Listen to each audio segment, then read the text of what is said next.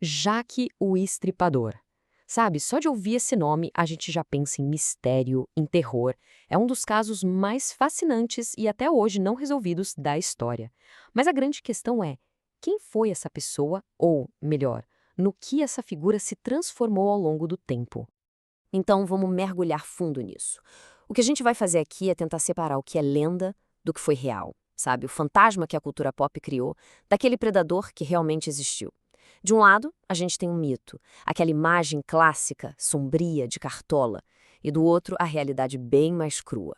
Uma série de assassinatos violentíssimos que até hoje ninguém conseguiu solucionar. Para começar, vamos dar uma olhada nesse personagem, né? Essa figura poderosa que se fixou no nosso imaginário, a imagem que todo mundo acha que conhece. E o nome? Jack, o Estripador. Pensa bem, talvez seja o apelido de assassino mais famoso do mundo, né? Foi um nome que nasceu no meio do caos total e que, de certa forma, garantiu que essa história jamais fosse esquecida. Mesmo que o verdadeiro culpado, bem, nunca tenha sido pego. Certo. Agora, vamos deixar um pouco a lenda de lado e mergulhar no que estava acontecendo de verdade. Vamos tirar essas camadas do mito para enxergar a realidade nua e crua daquela época. Porque, olha só, essa história não aconteceu num cenário de filme de terror gótico. Não. O palco foi o distrito de Whitechapel, no East End de Londres. Um lugar marcado pela pobreza extrema, superpopulação, um cenário desesperador, onde a vida valia muito pouco e a esperança talvez menos ainda. E foi exatamente nesse ambiente, nessa vulnerabilidade social absurda, que o assassino encontrou suas vítimas. Para se ter uma ideia, a estimativa é que existiam cerca de 1.200 mulheres trabalhando como prostitutas em Whitechapel naquela época. Eram pessoas totalmente à margem da sociedade, sem nenhuma proteção, completamente expostas. E a velocidade com que ele agia era simplesmente aterrorizante. As chamadas 5 vítimas canônicas, que são as que a maioria dos especialistas concorda que foram mortas por ele, foram assassinadas em um intervalo de pouco mais de 2 meses. É muito pouco tempo. A frequência era assustadora, a ponto de 2 assassinatos acontecerem na mesma noite. Foi um ritmo frenético que deixou Londres inteira em pânico. E o método dele era brutal, inconfundível. As vítimas, todas prostitutas. Gargantas cortadas de forma profunda. Mutilações terríveis na região do abdômen, muitas vezes com órgãos internos removidos. O que choca é que a violência parecia aumentar a cada novo ataque. Ficava cada vez mais sádica.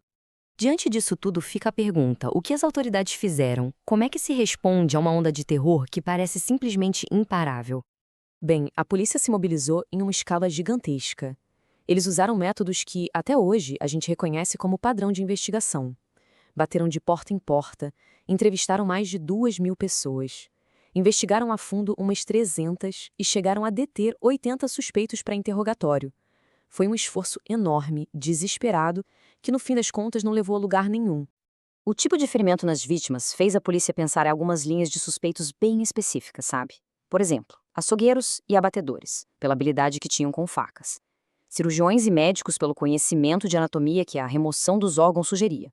E claro, os próprios moradores locais que conheciam cada beco e viela escura de Whitechapel. O problema?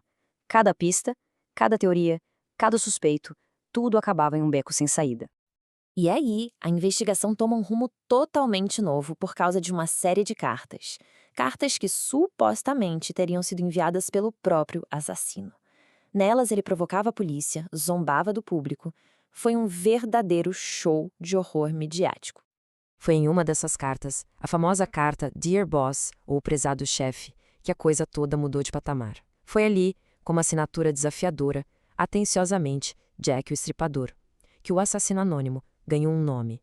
E não um nome qualquer, mas o nome que entraria para a história do crime. Mas e se? E se a carta fosse falsa? Essa é a grande reviravolta. Existe uma teoria muito forte de que a carta foi, na verdade, uma farsa, criada por jornalistas para esquentar a história, gerar mais interesse público e, óbvio, vender mais jornais. Pensem só, o nascimento do maior mito criminal da história pode ter sido apenas uma jogada de marketing. Então você junta tudo isso, os crimes brutais, a caçada da polícia que não deu em nada e esse mistério todo em volta das cartas. E o que a gente tem? A tempestade perfeita.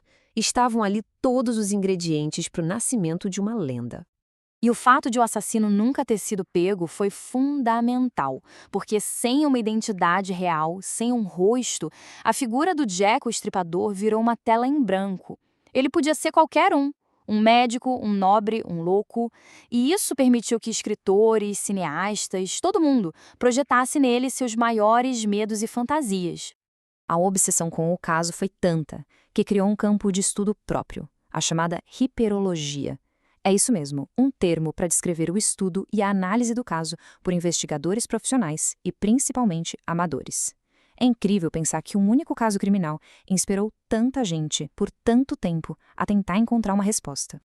E a presença dele na cultura é impressionante. Ele está em todo lugar, nos quadrinhos, como o famoso Do Inferno, em mangás, como Record of Ragnarok, na literatura, enfrentando até Sherlock Holmes, em séries de TV, filmes, videogames. Ele se tornou uma figura permanente, um ícone sombrio da nossa cultura global. E com o passar do tempo, a história foi ganhando outras camadas. Deixou de ser só sobre um assassino em série. O Estripador se transformou num símbolo poderoso. Uma espécie de metáfora sombria da aristocracia predadora, explorando e descartando os pobres e vulneráveis de Whitechapel. Ele virou um reflexo das injustiças da era vitoriana. E aqui a gente chega no ponto central de tudo. O fato de o homem nunca ter sido encontrado é, ironicamente, o que garantiu a imortalidade da lenda. É o mistério que alimenta a história. É a falta de um final que faz com que a gente continue falando sobre ele até hoje. E isso nos leva à pergunta final, a que realmente importa. Pensem comigo. Se o assassino tivesse sido pego, se ele fosse, sei lá, um açougueiro qualquer, um homem comum com nome e rosto, será que alguém ainda lembraria do nome dele hoje? Ou ele seria só mais um criminoso esquecido pela história? A resposta para essa pergunta talvez seja aí que mora o verdadeiro coração de toda essa lenda.